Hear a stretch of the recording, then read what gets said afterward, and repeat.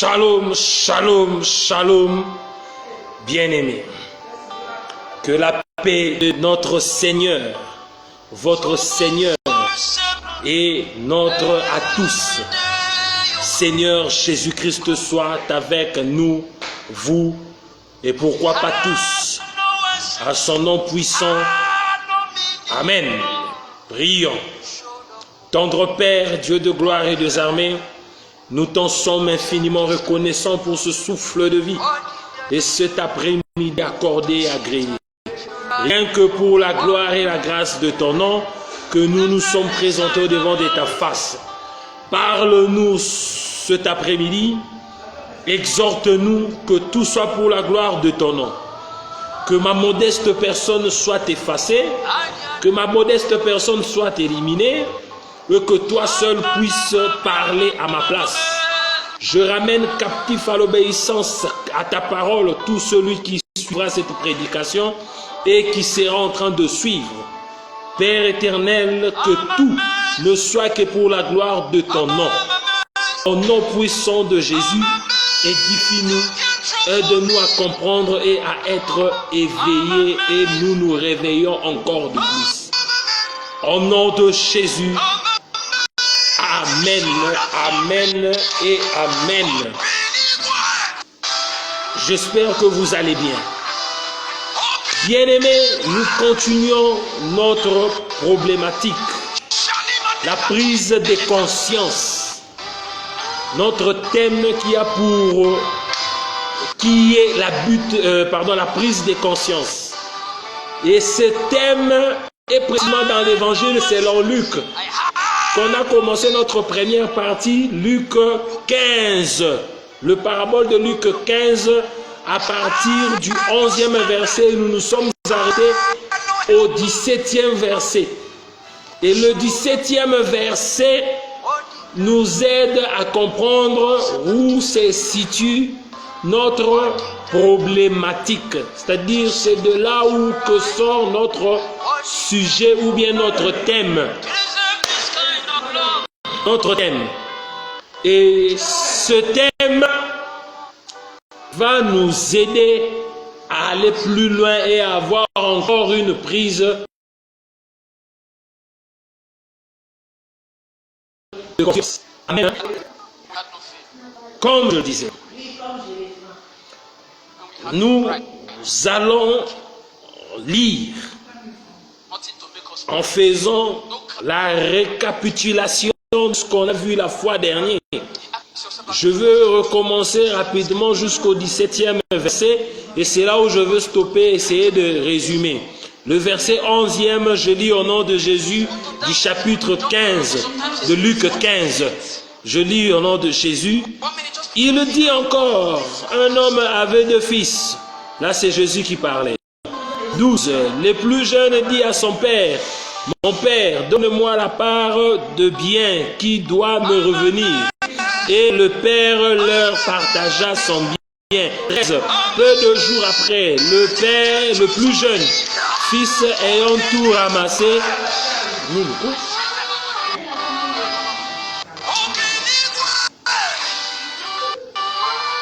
excusez-moi, il y a maman qui parlait à côté. Je lui ai demandé de diminuer le volume. Je sais que ce n'est pas bien, mais je n'ai pas le choix. Je suis au salon et la famille est là en train de me suivre. Que Dieu nous aide. Mes sincères pardons.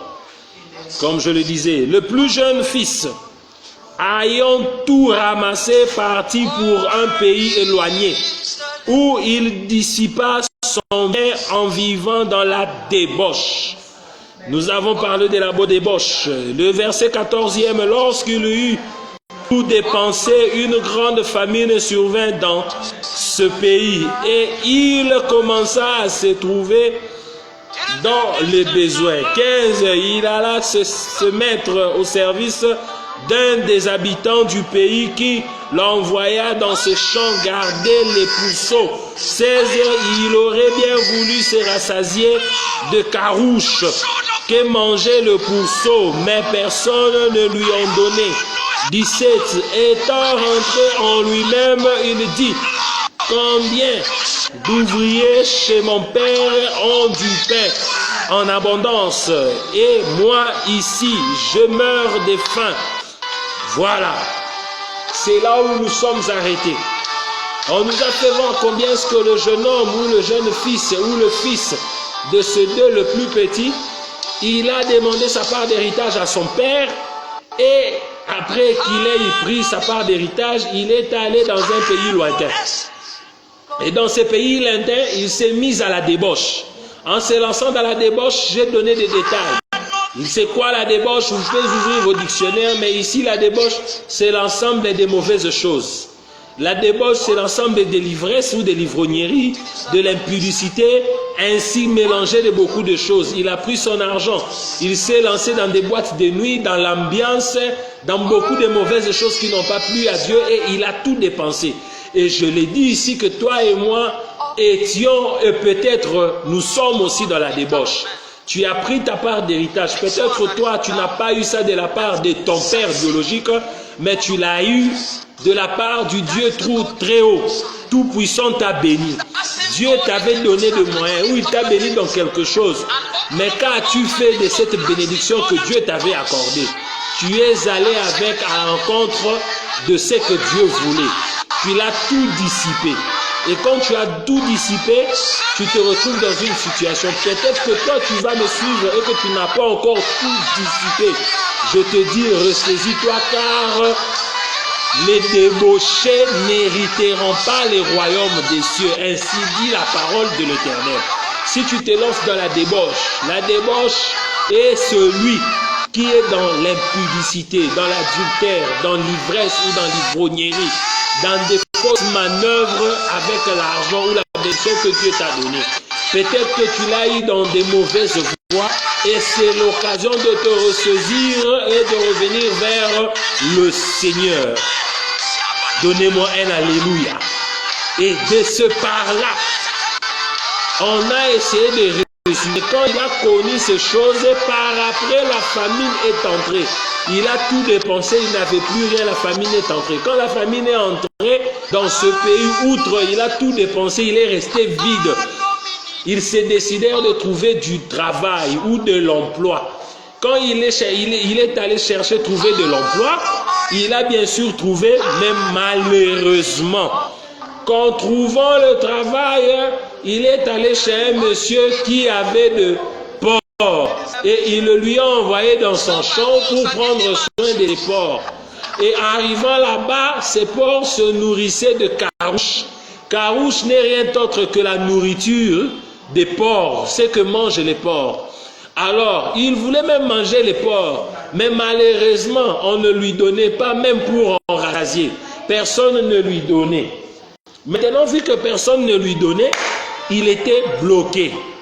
Et après qu'il ait vécu toutes ces choses, je pense que j'ai résumé, il s'est ressaisi. Et la Bible nous dit dans le 17e verset qu'il est revenu en lui-même. C'est là la prise de conscience.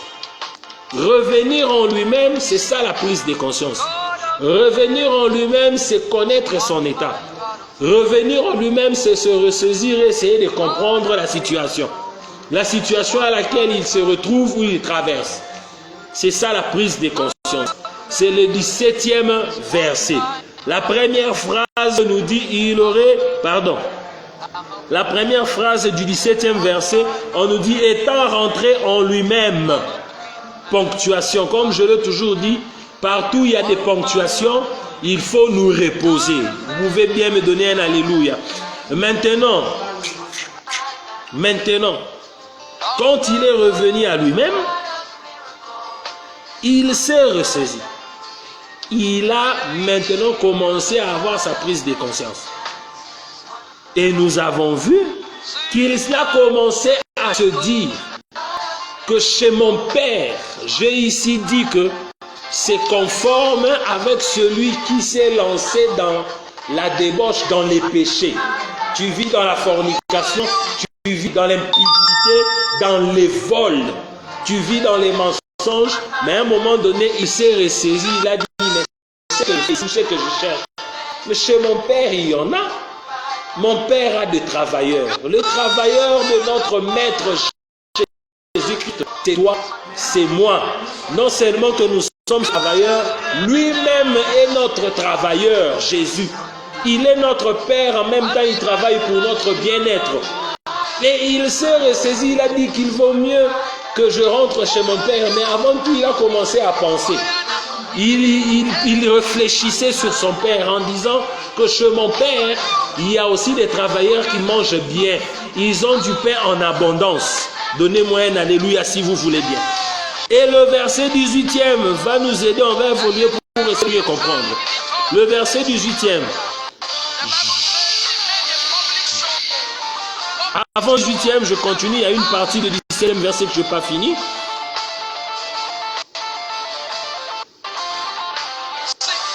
Je meurs, ici je meurs de faim. Oui, excusez-moi, c'est toujours le verset 18e. Je lis au nom de Jésus. Je me leverai, j'irai vers mon Père. Prenons cette première phrase. Il y a exclamation. Il y a le point d'exclamation. Cela différencie les choses. Quand il y a le point d'exclamation, cela veut dire qu'il a accentué. Ça fait comment? Il a vraiment été déterminé. Il a été décisif.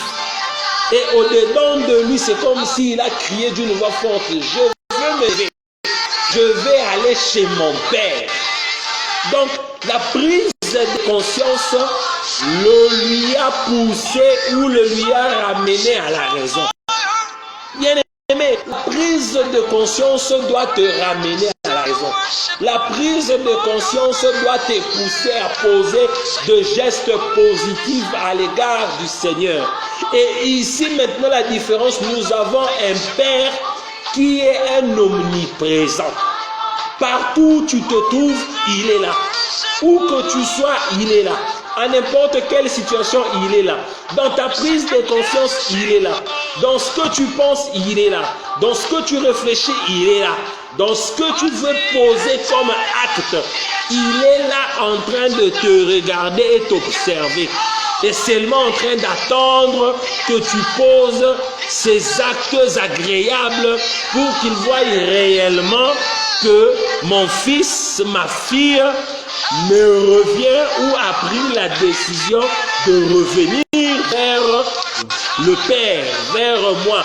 Pas moi, Emmanuel David, non. Mais Dieu, que tu as pris la résolution de revenir vers Dieu, le Père, ton Créateur, ton Maître. Tu peux me donner un alléluia si tu veux. Et le verset 18e qui nous a dit dans sa première phrase qu'ils prirent une résolution de se lever. Vous voyez qu'après la prise de conscience, nous sommes poussés. Nous sommes poussés d'abord à croire et poussés à commettre des actes. Des actes qui sont agréables à Dieu. Et je préfère maintenant lire la suite de ce verset 18e et la continuité de phrase qui suit. J'irai vers mon Père et je lui dirai, mon Père, j'ai péché contre le ciel et contre toi. Donnez-moi un amen. Il s'est dit, il a pris conscience. Et dans sa prise de conscience, il a pris encore une décision. D'aller. Cette décision est prise en exclamant, c'est-à-dire avec force, avec détermination, de se lever et d'aller vers son Père pour lui demander pardon et lui dire qu'il a péché contre son Père et contre le ciel. Cela veut dire aussi que Dieu t'appelle cet après-midi, ce soir, ce matin, où que tu sois, selon là où tu es. Dieu te dit de tout laisser et de tout t'abandonner et de venir d'abord. Prends la décision. Moi, je t'invite d'abord de prendre la décision d'aller vers le Père, de revenir vers le Père. Prendre d'abord la décision. Et quand on prend la décision, la prise de conscience t'aide à connaître ton état. t'aide à connaître ton état. Ici, le fils perdu, dans sa prise de conscience, il a reconnu son état. Il a reconnu sa situation. Il n'y a pas de prise de contact si on ne se reconnaît pas, si on ne se regarde pas. Des primos déjà de par la conscience c'est à l'intérieur de soi et ne peut être conscient de quelque chose que soi-même ou celui qui a compris qu'il y a quelque chose qui ne va pas ou qui va bien, mais selon lui-même. Et ici maintenant, quand il y a prise de conscience dans les seigneurs, ça commence à t'orienter à commettre des actes agréables à Dieu. Ça te pousse à commettre des actes appréciables à Dieu, qui fera que tu reviennes vers l'Éternel, vers le Seigneur. Et c'est l'une des raisons qui m'instigue cet après-midi, ce matin, ce soir. Cela dépend de où tu es ou le moment que tu suis cette prédication, de te regarder. Et ça va même nous pousser à parler maintenant de l'introspection. Il a fait son introspection, il s'est regardé lui-même. Il s'est regardé, il a regardé comment est-ce qu'il vit, il a regardé les difficultés qu'il a, il a regardé la situation qu'il traverse. Quand on se regarde, l'introspection c'est se regarder, l'introspection c'est s'analyser, l'introspection c'est regarder l'état à laquelle on s'y trouve. Et il a regardé son état, il a regardé l'état à laquelle il était. Il a dit non, cet état, ce n'est qu'une seule personne qui peut me sauver, c'est son Père. Moi aussi je déclare au nom de Jésus, si seulement tu prenais la ferme décision de revenir vers le Père et de dire que je vais dire à mon Jésus que j'ai péché contre toi, j'ai péché contre le ciel et que je suis venu tel que cet enfant perdu est en train de faire et que je suis revenu vers toi Jésus pour que tu me sauves. Je suis revenu vers toi Jésus pour que tu m'aides à revenir vers toi. Donnez-moi un alléluia si vous voulez bien. Je veux encore essayer de jeter un œil. Il dit à son père, la dernière phrase de ce verset, j'ai péché contre le ciel et contre toi. Je le dis ici, ce père ici, c'est toi. Et c'est le parabole que Jésus donnait, il enseignait.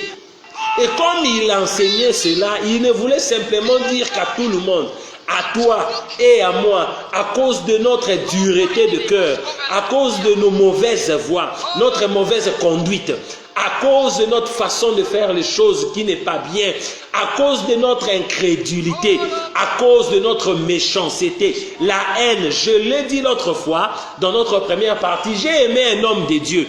Un homme de Dieu qui a fait une courte vidéo en disant que la société est détruite. Les gens viennent dans des sociétés, les entreprises, ils ont amené la jalousie. Ce n'est pas ce qu'on était hier. Et la jalousie mal placée qui a suscité des tueries, des empoisonnements, des médisances, de colportage, de commérage.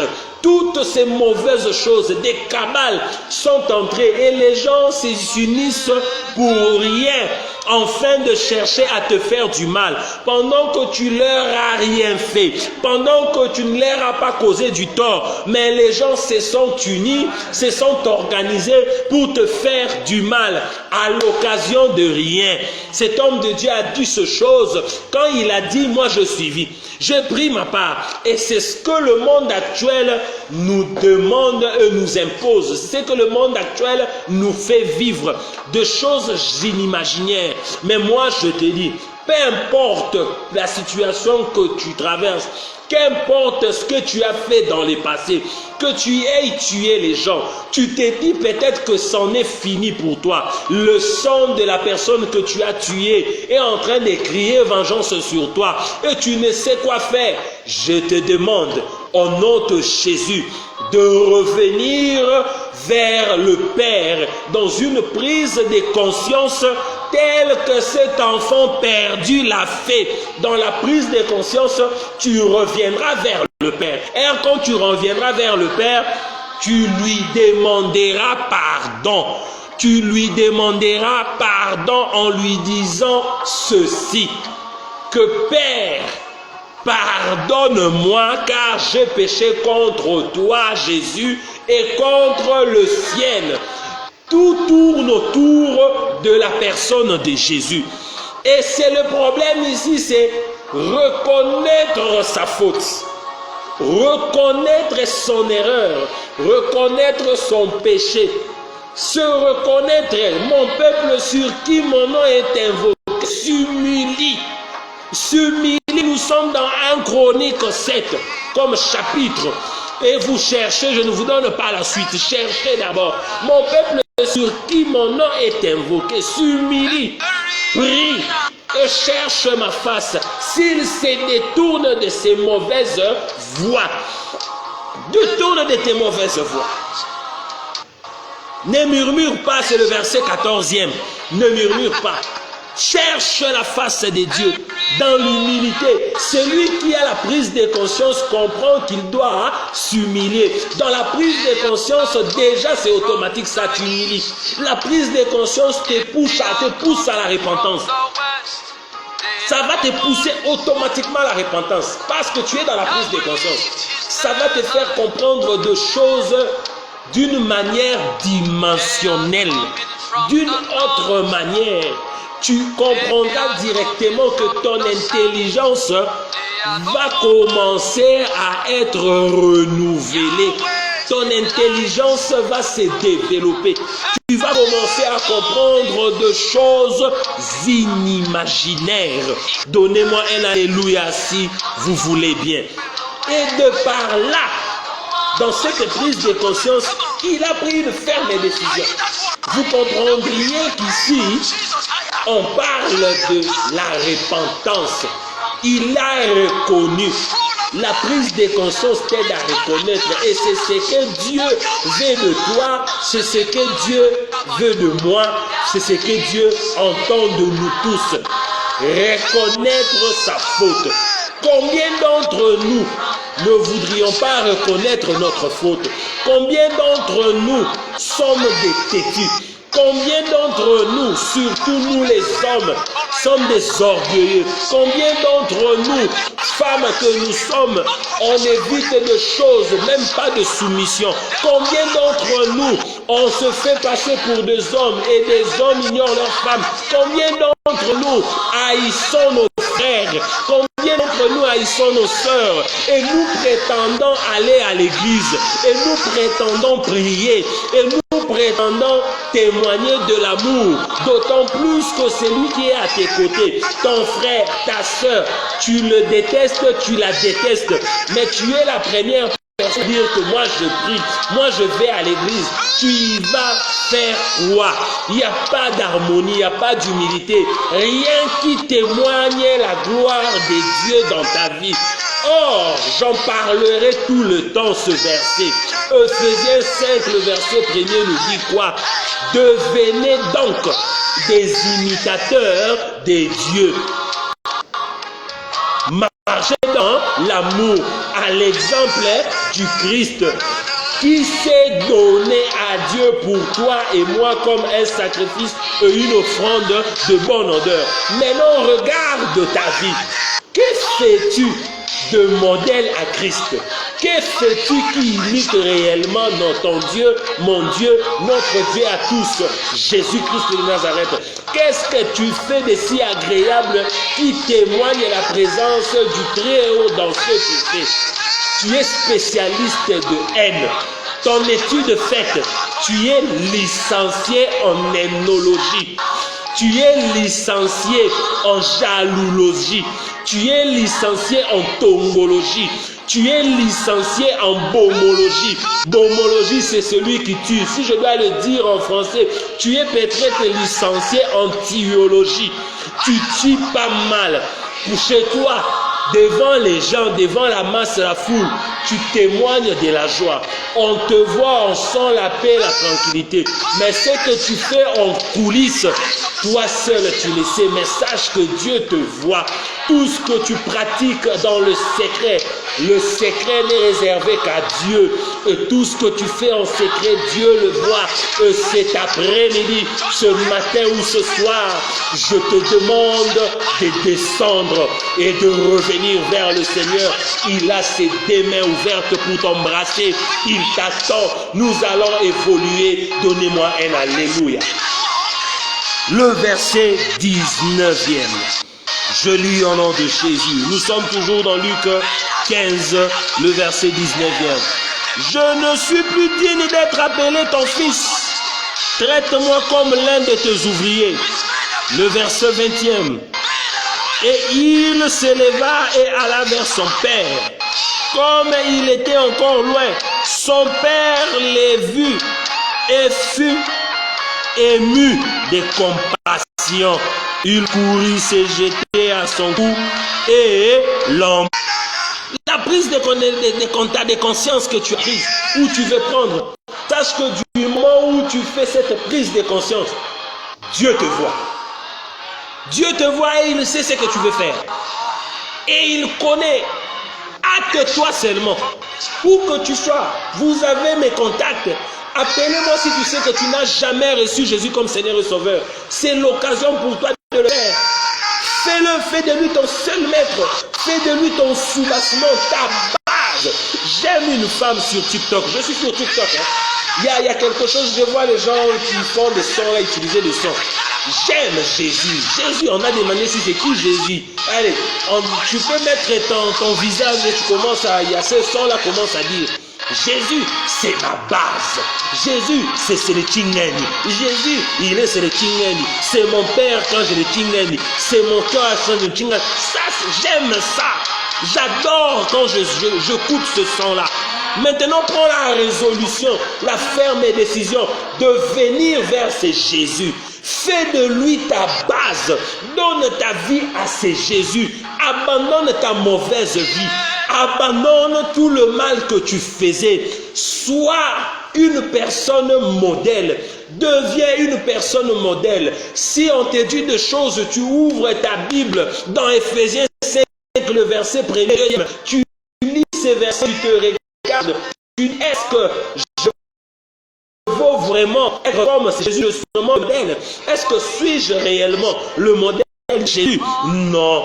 Tu l'es? Non. Tu l'es? Oui. C'est ce verset, ce passage, cette référence qui te dira qui tu es. C'est cette référence qui te donnera des précisions dans ce que tu voudras devenir. Donnez-moi un alléluia. Et la Bible ici nous dit quoi? Quand il a pris cette conscience, la ferme décision de se lever, d'aller se présenter à son père pour dire qu'il a péché. La Bible dit qu'il s'éleva et commença à aller chez son père. De loin, son père l'a vu. La Bible dit son père était ému. Il était tellement ému. Ému, c'est-à-dire il était joyeux. Outre, il était dans la joie de voir son fils de loin revenir. Revenir vers lui. Il était tellement dans la joie qu'il était là en train de regarder, ému de joie, ému d'amour. Et la Bible dit, il a couru vers son fils. Il s'est jeté sur son cou. Je dis, mon bien-aimé, déclarons au nom de Jésus, si seulement tu prends la décision de venir à Christ, c'est Christ va se jeter sur son cou, sur ton cou, et il va t'embrasser. Je dis, si seulement tu prends la résolution de revenir vers le Père, il va venir se jeter na kingo na yo et il va t'embrasser sur ton cou. Le Fils confesse pour que le Fils parle, pour que le Fils demande pardon. Le père n'était pas fâché. Le père ne boudait pas. Indirectement, je m'adresse aussi au père. Face à vos fils qui vous ont fait du mal, qui vous ont causé du tort, quand ils reviennent vers vous, ne vous fâchez pas, ne les boudez pas, pour de peur qu'ils ne puissent pouvoir être motivés, de peur qu'ils ne puissent être motivés à pouvoir vous dire ou de confesser. Mais soyez émus, jetez-vous sur leur cou, venez montrez-leur le chemin à suivre. Et ici, l'action que le père a posée a motivé l'enfant, même s'il avait pris la décision de revenir vers son père, mais du fait que le père l'a vu de loin, il est venu se jeter sur son cou en lui transmettant la joie. Regarde-moi ça. Tu es allé en voyage, tu as fait des années. Tu reviens après 15 ans, après 10 ans, après 5 ans, on n'a pas entendu parler de toi. On ne sait pas là où tu es. Et 5 ans après, on te voit venir, on te voit arriver de loin. Imaginez cette joie. Imaginez l'immensité de la joie qui sera dans la vie de tous. On va commencer à se jeter sur toi déjà de l'eau, on va commencer à crier ton nom. Il est venu, il est rentré, tout le monde va t'embrasser. Et ça va te donner le courage de parler de tout ce que tu as connu là où tu étais. Donnez-moi un alléluia si vous voulez. Et ceux-là qui ont l'habitude de voyager, ils savent comment est-ce qu'ils sont accueillis à leur retour. Quand ils retournent à la maison, comment est-ce qu'ils sont embrassés? Comment est-ce que la famille est émue? Et moi je te dis, viens vers le Père. Tu verras combien est-ce que nous serons émus tout en étant sous l'influence du Saint-Esprit à t'accueillir, à te recevoir, à t'embrasser pour te témoigner le bienfait, pour te témoigner la grandeur de notre Dieu, l'amour du Christ qui va t'embrasser avant même de commencer à confesser. Nous allons t'accueillir.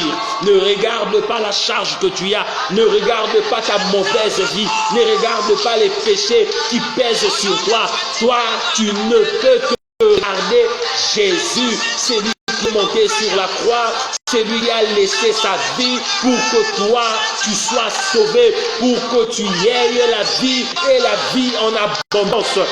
Viens vers ce Père qui a accepté d'être humilié pour toi, qui a accepté la sécheresse et la pauvreté, qui a accepté d'être appelé péché. Il est la seule personne capable de porter ta croix. Il prendra ta croix, il le mettra sur lui, il partira avec, en sorte que tu sois déchargé et que tu sois réellement libre. Et il t'invite ce soir, il t'invite ce matin, il t'invite cet après-midi de venir vers lui, car il a le mains ouvertes en train de t'attendre. Une fois seulement que tu te présentes à lui, il va sauter sur ton cou pour t'embrasser, il va sauter sur ton cou pour te souhaiter le bienvenu, il va sauter sur ton cou même si tu es un rétrograde, il va sauter car il dira, voilà que mon serviteur est revenu dans la maison.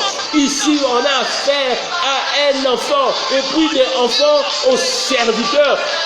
Je déclare le double portion sur toi. Si tu décides de revenir, toi qui y étais, tu es parti. Quelques mois j'étais parti. Je suis revenu vers le Père. J'y étais avant. Je suis sorti et j'ai pris la résolution de revenir. Je vous l'ai dit dans notre première partie que ma vie, moi aussi, est un témoignage. C'est pourquoi Dieu m'a appelé dans la repentance. Je te dis, mon frère, ma soeur, reviens tel que je suis revenu. Je suis revenu en tant que fils et je suis revenu en tant que serviteur. En devenant fils, le Père a fait de moi aussi un sacrificateur. Je te dis, tu vivras le double portion en qualité de fils et de serviteur. Tu seras le mieux rémunéré en qualité de fils et serviteur. Tu auras droit à un nouveau héritage et tu auras droit à ton héritage en tant que serviteur. Cela veut dire un salaire de serviteur. Je déclare ainsi au nom de Jésus, accepte de venir vers le Père, accepte de revenir vers Jésus et tu verras ta vie va changer, tu verras ta vie va changer et tu auras l'assurance sur une vie éternelle, tu auras l'assurance d'une vie de gloire, tu auras l'assurance dans la présence du Seigneur. Au nom de Jésus, comprenez-moi, je suis en train de monter. J'aime bien ce parabole, j'aime bien. Et de l'autre côté, il y a maman qui fait les ya, comprenez. Comprenez, je suis tellement ému de ce que Dieu nous parle. Le verset 21e. Est-ce qu'on peut écouter ce que le Fils dit au Père? Bientôt nous allons atterrir pour notre deuxième partie. J'ai écrit dans le thème la prise de conscience 2. Bientôt on va atterrir. Mais j'aimerais que tous ensemble nous puissions écouter ce qu'a dit le Fils. Quand le Père s'est jeté sur son cou, il était déjà le bienvenu, il a été accueilli à l'entrée. Avant même d'accéder dans la cour, il est déjà accueilli. Et pendant qu'il va accéder, il a commencé à confesser dans la repentance. Quand il se répand, il se décharge. Bien aimé, la repentance t'aide à te décharger. T'aide à te décharger. Tu te sentiras réellement libre parce que tu as accepté d'emprunter ou d'emboîter le chemin de la libération. Et le chemin de la libération, c'est le chemin de la vérité. Et quand tu as la vérité te rend réellement libre au nom de Jésus. Je lis le 21e verset et nous allons chuter. Le Fils lui dit, le Fils dit au Père, c'est ce que tu vas dire à Jésus. Mon Père, j'ai péché contre le ciel et contre toi. Je ne suis plus digne d'être appelé ton fils. Alléluia. Dieu est faible dans ces genres de paroles. Vous voyez quelqu'un, vous sentez l'humilité dans les dires. L'humilité, toi tu es toujours orgueilleux. On te montre le chemin, tu viens, tu boudes. Tu fais le gros dos. Et chose étonnante, tu es encore une femme.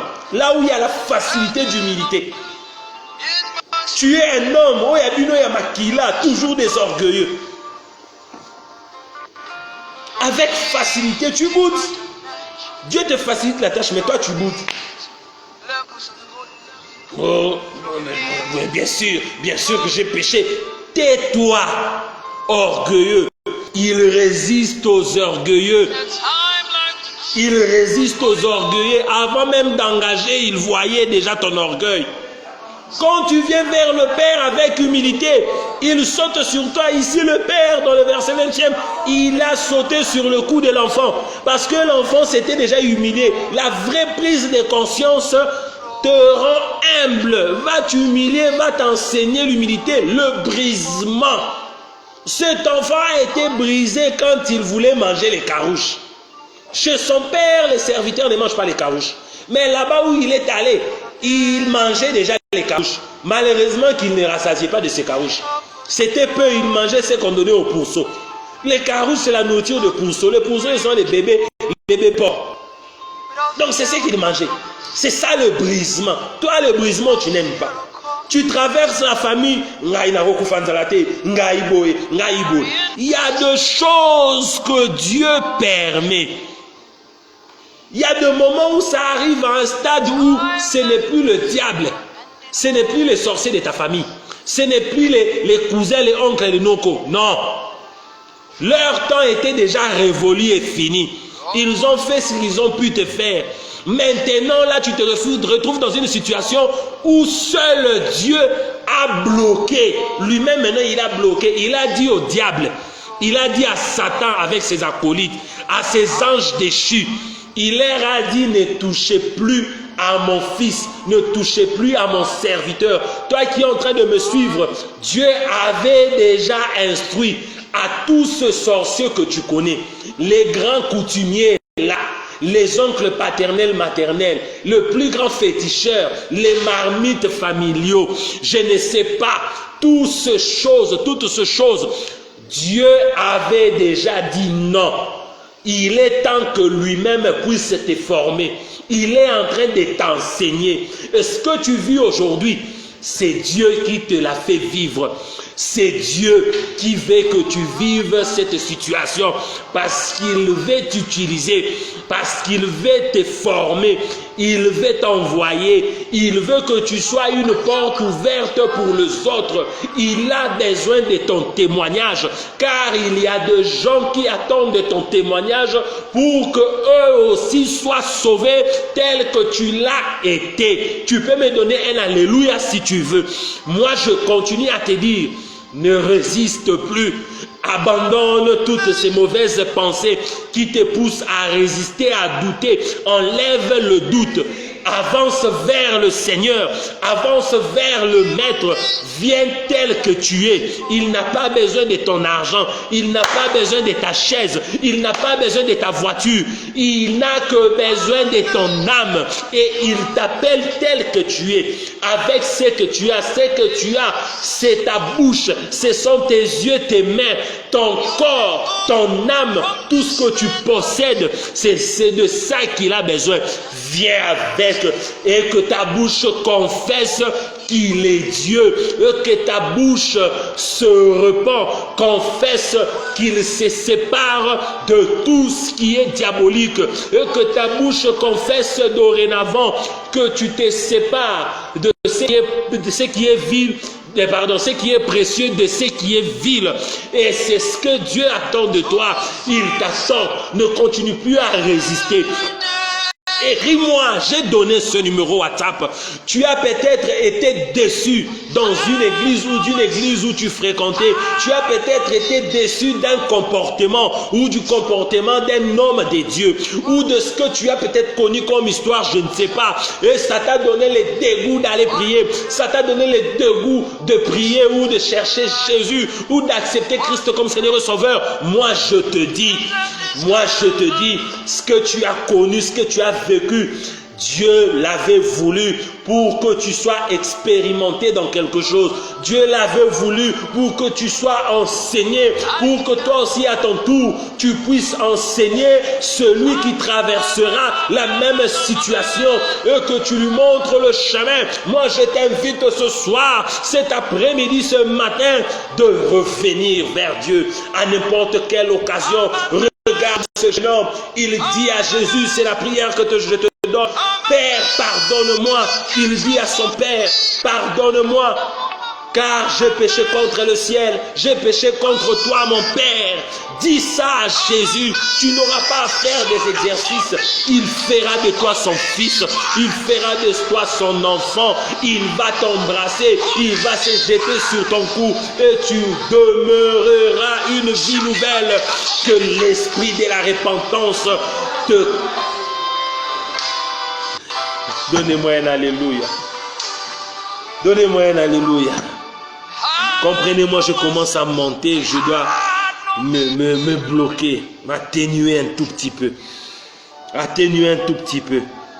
Ça, c'était le verset 21e. Le verset 22e, c'est ici que je chute pour attendre notre troisième partie qui sera la fin. Le verset 22e nous dit, mais le Père dit à ses serviteurs, apportez vite la plus belle robe et revêtez-le. Mettez-lui un anneau au doigt et de souliers aux pieds. On va s'arrêter là. Quand tu viens à Jésus, tu prends la prise de conscience, t'amènera dans la repentance. La prise de conscience va te pousser dans le pardon, la demande du pardon. La prise de conscience va te pousser à changer ta vie. La prise de conscience, quand ça t'amène à la repentance va t'instiguer à changer ta vie, à te retirer de mauvaises choses. Et quand tu viens déjà, Père, pardonne-moi car j'ai péché contre toi et contre le ciel. Automatiquement, regarde ce que le Père dit. Il dit au serviteur, amenez-lui une robe. Hein? Oh, quand on te donne une robe blanche propre, c'est la gloire du Père. Et il dit encore de sandales nouveaux. C'est encore de zèle de l'évangile. Les sandales, c'est l'évangile. C'est beaucoup de choses. Je ne suis pas là pour ça. Mais je te dis seulement, c'est de la gloire. C'est de la gloire. C'est de la gloire. Quand le Père dit à ses serviteurs, apportez-le vite, apportez vite le pli. Et puis les plus belles robes et revêtez-le. Il dit, hein, donc, la plus belle robe. Or, la chose la plus belle n'est donnée qu'à celui qui est en honneur. Je te dis ce que tu ne savais pas. C'est une révélation où on va chuter. Quand tu reviens ou tu viens vers le Père, la prise de conscience te ramène vers le Père. Tu y es. Alléluia. Il est tellement merveilleux. Il est tellement merveilleux.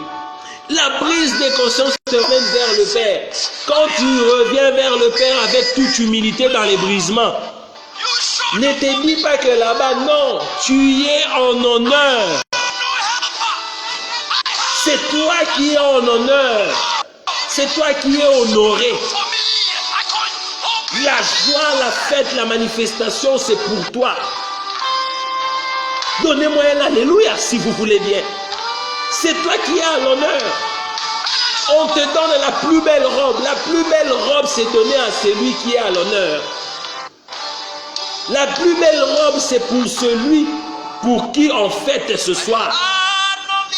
Et la fête est pour toi. Quand tu reviens à Dieu, on fête pour toi. La fête commence dans le royaume des dieux. Les dieux, les anges fêtent. Fête parce que tu es revenu vers le Père ou tu es venu vers le Père. Je l'ai dit ici, revenir, c'est pour ceux-là qui étaient dedans comme moi et qui sont sortis et ont appris encore, ont repris conscience à nouveau et ont revenu vers le Père. J'étais dedans, je suis sorti, repris conscience à nouveau, je suis revenu. Et le Père m'a vêtu d'une plus belle robe. Donnez-moi un alléluia. Et toi aussi qui viens, la plus belle robe est à toi. C'est-à-dire les beaux vêtements. Si tu mets 12 pièces, comme on dit, 3 pièces, la veste, le gilet, le pantalon, peut-être que toi, ça sera spécial 12 pièces. Veste, les manches, les gilets, les ceintures, les pantalons, les chaussettes, les chemises, 12 pièces. Seulement ce que tu voudras. Et Dieu connaît tes goûts. Dieu connaît le goût de chacun. Connaît les qualités de chacun. Tu connais nos qualités. Donc la qualité que tu as, Dieu connaît. La qualité de ce que tu aimes porter, il connaît. La qualité de tes chaussures, il connaît. Donc il va te donner ce que tu ne pourras pas refuser. Qui dépassera même ce que tu voulais ou ce que tu pourras vouloir. Et Dieu te donnera au-delà de ça. Et quand tu reviens, il remplace ce que le ténèbre t'a volé. Il remplace ce que tu as perdu. Remplacer, c'est donner au-delà de ce que tu avais. Donnez-moi un alléluia si vous voulez. Bien-aimé, c'est par là que je te dis, une robe de gloire t'attend, avec des souliers de succès t'attend, par lequel tu marcheras sur le droit chemin en compagnie du Christ. Laisse que la paix de notre Seigneur Jésus-Christ soit notre partage à tous et que la joie nous accompagne. Répands-toi, répands-toi, répands-toi. n'aie honte des personnes, car moi je témoigne de ma vie. Je parle de moi, je m'en fous du reste et personne ne peut m'empêcher de parler des dieux. Personne ne peut m'empêcher de témoigner la gloire du Maître dans ma vie, car le monde m'a trompé. Les plaisirs de la chair et les désirs de la chair m'ont amené à la rétrograde. Mais moi je te dis, et que rien, surtout rien ne pourra m'empêcher de parler de ces dieux qui m'a récupéré, de ces Jésus qui m'a ramassé. Tu me vois tel que je suis, je parle avec exactitude, avec assurance et précision, car celui qui vit en moi est plus fort, car celui qui vit en moi est mon assurance vie, celui qui est en moi est mon soutien, en qui est-ce que j'ai mis toute ma confiance et ma foi. L'autre fois, si Dieu le veut, nous parlerons de la foi. Pourquoi la foi dans la repentance? Bien-aimés, vous avez mon numéro